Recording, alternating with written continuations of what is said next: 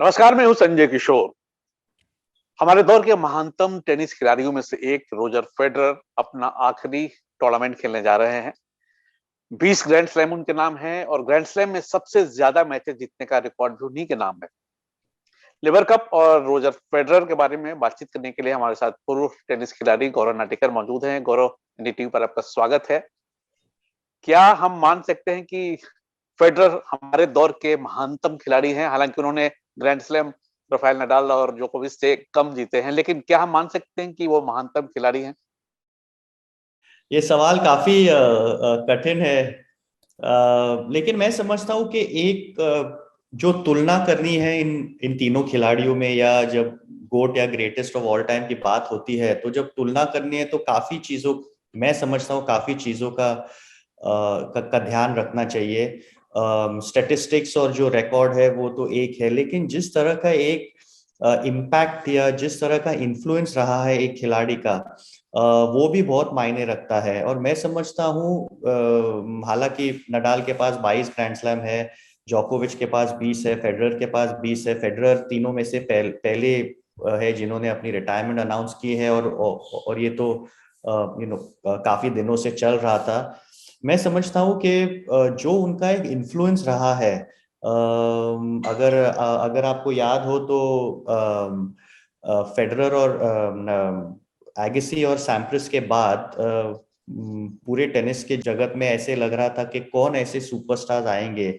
और उसके बाद जब फेडरर आए थे, और जिस तरह से उन्होंने एक धमाका किया था अपने स्टाइल में, अपनी अदा, अपना एक जो क्लास है, टेम्परामेंट है अपने गेम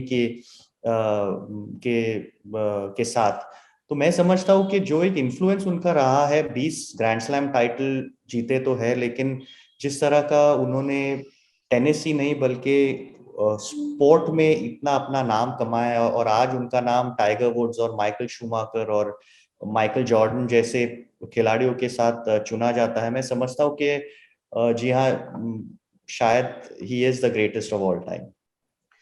अच्छा, उन्होंने क्ले कोर्ट की अगर हम बात करें तो फ्रेंच ओपन उन्होंने सिर्फ एक बार जीता था, तो क्ले कोर्ट पर थोड़ा वो राफेल नडाल से थोड़ा पिछड़ जाते हैं। आप मानते हैं इस बात को?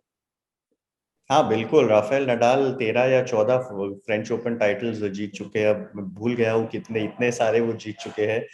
और ये सब जानते हैं कि क्ले सरफेस फेडरर का सबसे अच्छा सरफेस नहीं था, लेकिन हालांकि तभी भी उन्होंने एक फ्रेंच ओपन टाइटल जीता है। अगर आप वापस इतिहास में जाओ तो पीट सैम्प्रस या काफी ऐसे प्लेयर है जो हार्ड कोर्ट और ग्रास कोर्ट पे अच्छे थे, लेकिन क्ले पे कभी वो जीत नहीं पाए। और जिस तरह से फेडरर ने फ्रेंच ओपन टाइटल जीता है एक बार, और यही नहीं लेकिन काफी दूसरे क्ले कोर्ट टाइटल्स वो जीत चुके हैं। और इसीलिए मैं समझता हूँ कि डेफिनेटली राफेल नडाल और जोकोविच उनसे क्ले पे ज्यादा अच्छे रहे हैं।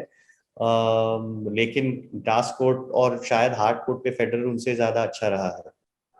तो विंबलडन उन्होंने 8 बार जीता, तो खासियत क्या थी उस खेल में कि विंबलडन उन्होंने 8 बार जीत लिया?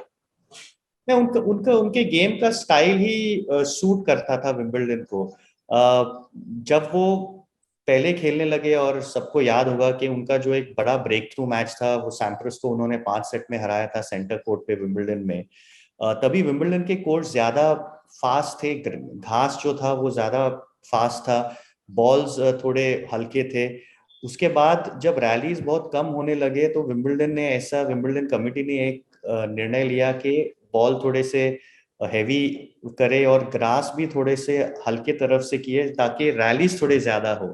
तो इसीलिए पहले एक दो टाइटल जब फेडरर जीते तो बहुत ही फास्ट गेम था, और इसीलिए आपने देखा होगा कि पहले उनके 2 3 4 टाइटल में उन्होंने सर्व एंड वॉली ज्यादा की, लेकिन उन्हें काफी एडजस्ट करना पड़ा उनके उनके गेम को, क्योंकि जैसे हालात बदले, जैसे कंडीशंस बदले, प्लेयर अलग अलग आने लगे, तो फेडरर फिर थोड़े बहुत पीछे, घास पे पीछे खेल के फिर भी जीतने लगे।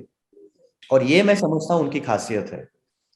फेडरर और अगर कोई खिलाड़ी महान बनता है, आइकन बनता है, तो उसके पीछे उसका व्यक्तित्व भी बहुत बड़ा हाथ रहता है। उनका जो व्यक्तित्व था, उनकी जो पर्सनालिटी थी, उसके बारे में बात करना चाहेंगे। क्या ट्रेट्स है जो आपको अच्छे लगते हैं? क्योंकि किसी भी आइकन की बात करें तो वो सिर्फ गेम से नहीं बल्कि उसके पर्सनालिटी से भी वो महान बनता है।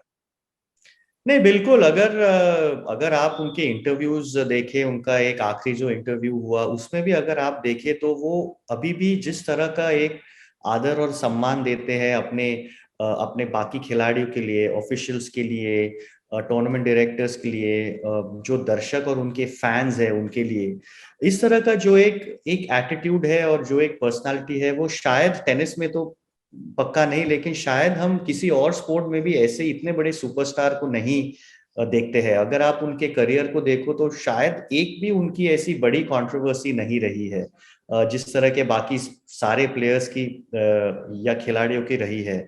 और जिस तरह का उनका एक ग्रेस था, उनका कंपोजर था, उनकी एक अदा या स्टाइल थी, या उनके गेम की अदा, या उनके जो एक क्लोथिंग या उनके बात करने की अदा, और जिस तरह का वो रिस्पेक्ट देते थे बाकी लोगों के लिए, मेरे ख्याल से वो इतने बड़े सुपरस्टार और इतने बड़े अचीवर के लिए हम बहुत कम देखते हैं। और मैं समझता हूँ यही उनकी एक खूबियत है और इसीलिए वो इतने पॉपुलर है। आखिरी टूर्नामेंट खेल रहे हैं लेवर कप में, आप कितने उत्साहित हैं फेडरर को आखिरी बार खेलते हुए देखकर? और फेडरर ने कहा है कि वो टेनिस से जुड़ा रहना चाहते हैं, तो क्या आप किस तरह की रोल की उम्मीद कर रहे हैं उनसे आगे? नहीं, बिल्कुल। देखिए, काफी लोग अभी हम भी बात करें तो हम कह रहे हैं कि वो खेलते थे या उनकी पर्सनालिटी अच्छी थी नहीं, अच्छी है। उन्होंने साफ कह दिया है कि एटीपी टूर तो वो नहीं खेलेंगे, लेकिन एग्जीबिशन मैचेस खेलेंगे। और लेवर कप, देखिए, हम लोग सब जानते थे कि ये दिन कभी ना कभी आना तो था। मैं समझता हूँ पिछले एक या 1.5 साल में नडाल भी रिटायर हो गए, थोड़ी देर के बाद जोकोविच भी रिटायर हो गए। तो लेवर कप का जो एक एक फाइनल उनका मैच है, वो मैं समझता हूँ कि ये देखना होगा कि कितने दर्शक और वर्ल्ड वाइड ग्लोबल ऑडियंस कितनी रहेगी वो मैच देखने के लिए। शायद विश्व का रिकॉर्ड भी वो मैच तोड़ देगी। और अभी तो ऐसा लग रहा है कि नडाल के साथ वो डबल्स खेलेंगे, और वो भी एक एक तरह का ड्रीम टीम या एक ड्रीम मैच होगा। जो भी हो, काफी लोग मैच को जरूर देखेंगे। बहुत बहुत शुक्रिया। और आप इस मैच की कमेंट्री करेंगे, और इस मैच को, जो ऐतिहासिक मैच होने जा रहा है, फेडरर का आखिरी मैच होगा, इसको आप भारत में सोनी 10-1 पे और उसको सोनी लिव पर देख सकते हैं 23 से 25 सितंबर के बीच शाम 5 बजे से। बहुत बहुत शुक्रिया।